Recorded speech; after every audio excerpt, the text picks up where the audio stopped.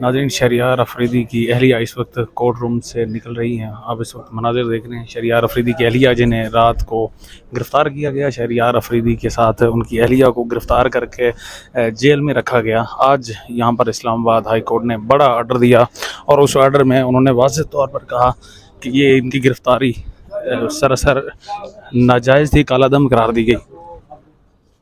1:40 رات کو 6 تاریخ کو یہ لے گئے اغوا کر کے شہریار سمیت، اور پھر اب سے بے جامع رکھا. ہم نے ہیبیس پٹیشن کی سیشن کورٹ میں. بیلف نے ریڈ کیا تانا مارگلا پہ، جس میں انہوں نے کہا جی ہم عدالت میں پیش کر رہے ہیں. بعد میں ان کا پتہ نہیں چلا.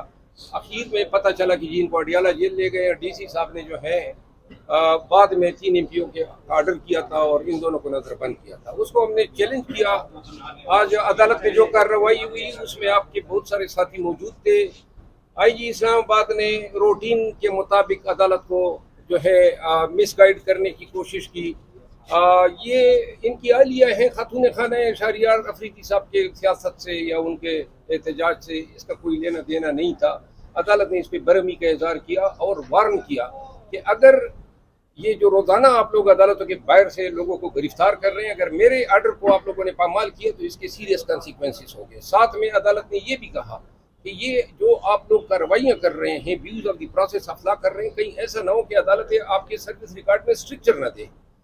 انہوں نے اس آرڈر کو بنیادی انسانی حقوق سے متصادم قرار دیتے ہوئے خلاف قانون قرار دیا اور اس کو سیٹ اسائڈ کیا.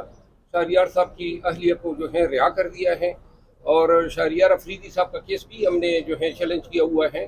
یہ بتانا ضرور چاہوں گا کہ عدالت میں آج میں نے یہ کہا کہ پولیس بار بار لوگوں کو گرفتار کر کے، عدالت کے باہر سے گرفتار کر کے، جیلوں کے باہر سے گرفتار کر کے یہ بتانا چاہتی ہیں کہ عدالتیں اگر رہا کریں گی تو ہم پھر پکڑیں گے. اور عدالتوں کے احکامات کو جو جوتی کے نوک پہ انہوں نے رکھا ہوا ہے اور جس طریقے سے انہوں نے بحیثیت ادارہ عدلیہ کو انسٹیٹیوشن عدلیہ کو جو ہے دفاع پہ لے آئے ہیں، یہ اب ضرورت یہ ہے کہ عدالتوں کا رویہ اپالوجیٹک نہیں ہونا چاہیے. جن لوگوں نے شرین مزاری کے ساتھ جو کیا، وہاں لاہور میں جو ہو رہا ہے، لوگ گم ہو رہے ہیں، گمنام ہو چکے ہیں. اگر یہ بنیادی حقوق کی ضامن عدالتیں اسی طرح تماشا دیکھتی رہی تو یہ طوائف الملوکی ختم نہیں ہوگی، یہ لوگوں کے حقوق پامال ہوتے رہیں گے. لہذا ضرورت اس امر کے کوئی آئی جی ہو، کوئی ایس پی ہو، جو اس طرح کا فیل کرے گا، اب ہم عدالتوں سے چاہیں گے کہ ان کو بھی اڈیالہ جیل جانا چاہیے ایسے اختیارات کا سراسر ناجائز استعمال کرنے کا. تھینک یو سو مچ. یہ اس وقت سنا آپ نے ناظرین، ان کی اہلیہ کے جو ایڈوکیٹ ہیں شیر افضل خان صاحب، جو یہاں پر اس وقت موجود ہیں، جن کی بدولت آج ان کے رہائی کا حکم دیا گیا ہے.